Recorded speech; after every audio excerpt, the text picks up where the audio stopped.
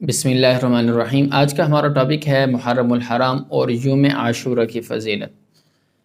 آپ دیکھ رہے ہیں کہ ابھی محرم الحرام کا مہینہ چل رہا ہے اور اس میں خاص طور پر جو 10ویں محرم الحرام یوم عاشورہ ہوتا ہے، اس کو ایک خاص اہمیت حاصل ہے، اس کو ایک خاص فضیلت حاصل ہے تاریخ میں بھی اور اسلام میں بھی۔ اس میں بہت سارے واقعات بھی ہوئے ہیں اور حادث مبارکہ میں بھی اس کی بڑی فضیلت وارد ہوئی ہے۔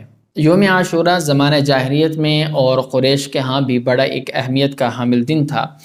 اسی یوم عاشورہ 10ویں محرم الحرام کو قریش مکہ غلاف کعبہ تبدیل کیا کرتے تھے اور اس دن وہ بڑا ایک اہمیت کے ساتھ اس دن کو مناتے تھے، اور اس دن کی ان کے ہاں بھی بڑی ایک فضیلت تھی، اور اس دن وہ 10 محرم الحرام کو قریش مکہ روزہ بھی رکھا کرتے تھے۔ ایک روایت ان تک کہیں سے پہنچی تھی کہ یہ حضرت ابراہیم علیہ السلام سے ان کے دین میں بھی ہے کہ 10 محرم الحرام کو بڑی فضیلت ہے، روزہ رکھنا چاہیے، تو وہ اس اعتبار سے روزہ رکھتے تھے۔ جناب نبی کریم صلی اللہ علیہ وسلم کی عادت مبارکہ اور اصول یہ تھا کہ جو بھی روایت اگر اچھی ہو اور ان کو یہ معلوم ہوتا کہ یہ پچھلے حضرت ابراہیم علیہ السلام سے منسوب ہے اور انہیں یقین ہوتا، تو وہ اس پر عمل کیا کرتے تھے۔ اب حضور صلی اللہ علیہ وسلم بھی ہجرت مدینہ سے پہلے یوم عاشورہ 10 محرم الحرام کو روزہ رکھا کرتے تھے، اور ہاں یہ بات تھی کہ کسی کو حکم نہیں دیا کرتے تھے کہ تم بھی روزہ رکھو۔ پھر جب مدینہ منورہ میں آپ ہجرت کر کے تشریف لے آئے، اور اس وقت پھر حکم بھی دیا اور لوگوں کو کہ آپ 10 محرم الحرام کو روزہ رکھا کرو۔ جب صحابہ کرام کو یہ حکم دیا تو صحابہ کرام نے جناب نبی کریم صلی اللہ علیہ وسلم سے عرض کیا، یا رسول اللہ، اس دن تو یہ یہود بھی روزہ رکھتے ہیں، اور کیا ہماری ان کے ساتھ مشابہت نہیں ہو جائے گی؟ پھر رسول اللہ صلی اللہ علیہ وسلم نے تحقیق کی، معلوم کروایا تو یہود کس لیے روزہ رکھتے تھے، تو انہوں نے بتایا کہ اس دن حضرت موسیٰ علیہ السلام اور ان کی قوم کو فرعون سے نجات ملی، اور اسی دن تورات بھی حضرت موسیٰ پر نازل ہوئی، اس لیے ہمارے ہاں بڑی فضیلت کا دن ہے، اس لیے ہم روزہ رکھتے ہیں۔ پھر جناب نبی کریم صلی اللہ علیہ وسلم نے اور صحابہ کرام کو حکم کیا کہ آپ 10ویں انشاءاللہ آئندہ سال سے ہم 10ویں محرم الحرام کے ساتھ 9ویں یا 11ویں کا روزہ رکھیں گے، مطلب ایک روزہ اس کے ساتھ اور ملائیں گے تاکہ مشابہت نہ ہو جائے یہود و نصارہ سے۔ اب یہ پہلے جب رمضان المبارک کے روزے فرض نہیں ہوئے تھے، تو اس رمضان المبارک کے روزے فرض ہونے سے پہلے محرم الحرام کے روزہ رکھنے کو جناب نبی کریم صلی اللہ علیہ وسلم نے اتنے پابندی کے ساتھ اہتمام فرمایا، حتیٰ کہ روایات میں یہ آتا ہے کہ آپ نے پیغام بھجوائے گاؤں دیہاتوں میں کہ جن لوگوں نے ابھی تک کچھ کھایا پیا نہیں ہے تو وہ شام تک کچھ نہ کھائیں اور روزہ رکھیں، اور جنہوں نے کچھ کھا پی لیا وہ بھی کھانے سے پرہیز کریں۔ مطلب یہ ہے کہ بڑی اہمیت کے ساتھ 10 محرم الحرام کو آپ نے روزہ رکھا اور روزے رکھنے کا حکم بھی دیا ہے۔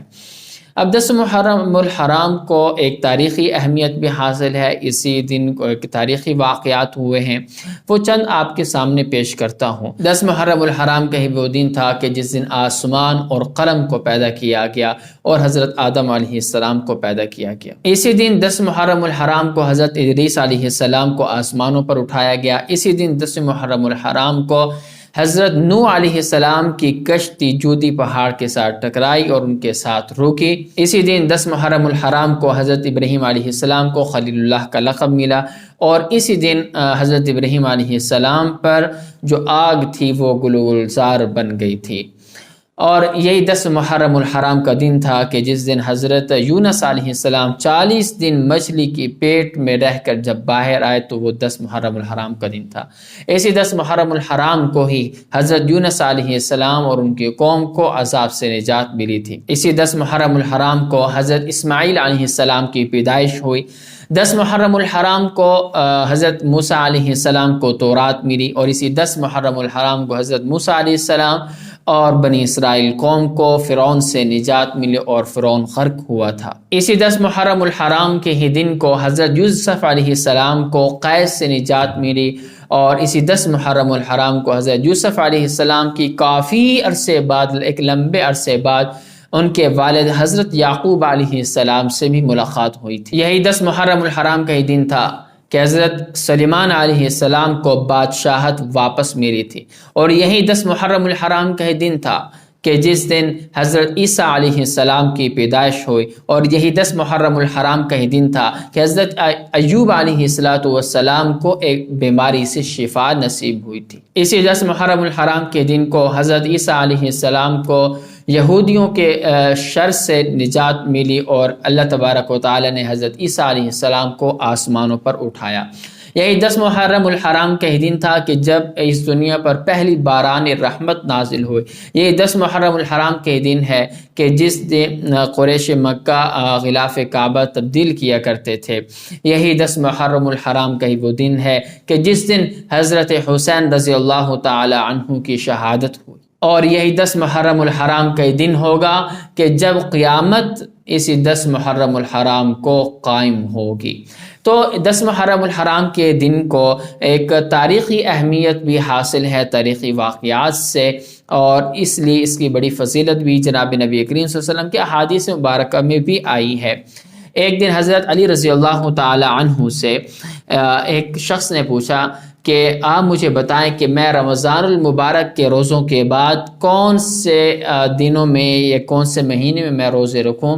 تو حضرت علی رضی اللہ تعالی عنہ نے جواب دیا کہ میں ایک بار جناب نبی کریم صلی اللہ علیہ وسلم کے پاس موجود تھا، اسی طرح ایک سائل آیا اور اس نے یہی سوال کیا، تو حضور صلی اللہ علیہ وسلم نے اس کو یہی جواب دیا تھا کہ آپ رمضان المبارک کے بعد محرم الحرام کے روزے رکھا کرو۔ حضرت عبداللہ بن عباس رضی اللہ تعالیٰ عنہ ارشاد فرماتے ہیں کہ جناب نبی کریم صلی اللہ علیہ وسلم کو کسی بھی فضیلت والے دن اتنے اہتمام کے ساتھ روزہ رکھتے ہوئے نہیں دیکھا گیا سوائے اس ماہ یعنی رمضان المبارک، اور سوائے اس دن یعنی یوم عاشورہ کے۔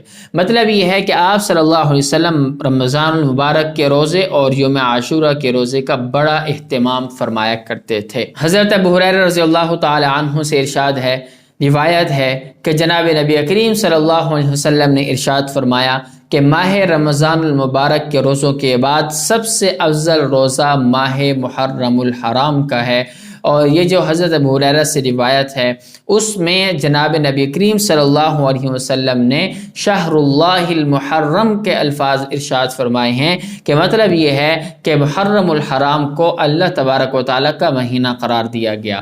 تو اس اعتبار سے بھی محرم الحرام کو ایک خاص فضیلت اور اہمیت حاصل ہے۔ امید ہے آپ کے سامنے محرم الحرام کی فضیلت آ چکی ہوگی، اور خاص طور پر 10 محرم الحرام کی فضیلت۔ تو اب دیکھیے یہ کہ ہمیں 10 محرم الحرام کو کون سے کام کرنے چاہیے۔ سب سے پہلا کام تو ہمیں یہ کرنا چاہیے کہ ہم 10 محرم الحرام کے دن ہم روزے کا اہتمام کریں، اور اس کے ساتھ ہم نامی کے 9 محرم الحرام کا روزہ بھی رکھ لیں، یا پھر 11 محرم الحرام کے کو بھی ساتھ ملا لیں روزے کے اندر، اور تاکہ ہماری یہود و نصارہ کے ساتھ مشابہت نہ ہو جائے۔ اور دوسرا ہمیں یہ کام کرنا چاہیے 10 محرم الحرام کو کہ اپنے اہل و عیال پر زیادہ سے زیادہ خرچ کرنا چاہیے۔ جو شخص اپنے اہل و عیال پر 10 محرم الحرام کو خرچ میں وسعت کرے گا تو اللہ تبارک و تعالی پورا سال اس کے رزق میں وسعتیں عطا فرمائیں گے اور برکتیں عطا فرمائیں گے۔ امید ہے کہ آپ کو ہماری آج کی یہ بات سمجھ میں آ چکی ہوگی۔ اسی کے ساتھ مجھے اجازت دیجیے، چینل کو سبسکرائب کریں اور لوگوں کے ساتھ اس کو زیادہ سے زیادہ شیئر کریں۔ انشاءاللہ نیکسٹ ویڈیو میں آپ سے ایک بار پھر ملاقات ہوگی۔ بہت شکریہ۔ السلام علیکم ورحمۃ اللہ وبرکاتہ۔